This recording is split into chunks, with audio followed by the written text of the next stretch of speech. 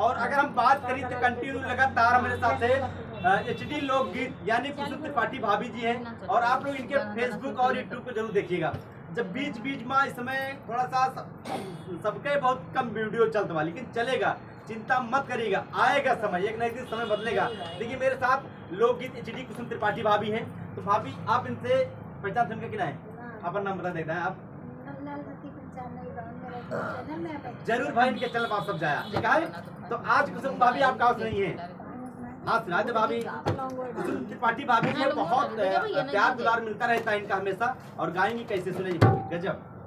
आवे 20 मिनट के गावे हमका जाए दा बजरिया कुछ बेसहुले आई बना, हमका जाए दा बजरिया कुछ बेसहुले आई बना, हमका जाए दा बजरिया कुछ बेसहुले आई बना, हमका जाए दा बजरिया कुछ बेसहुले आई बना, अपना का तो बालम लई बैसालम के लवंडी, अपना का तो लई बैसालम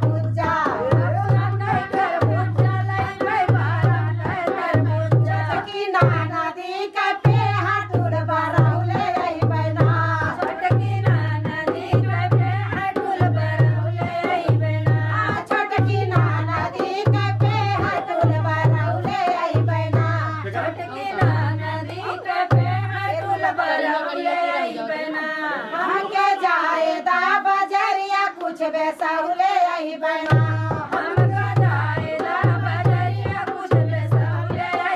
अपना खातिर लहंगा लई बे राजा का सवारी सूट, अपना खातिर लहंगा लई बे राजा का सवारी सूट, अपना खातिर लहंगा लई बे राजा सवारी सूट, अपना खातिर लहंगा लई बे राजा का सवारी, छटकी नाना दी के चोलिया से अवले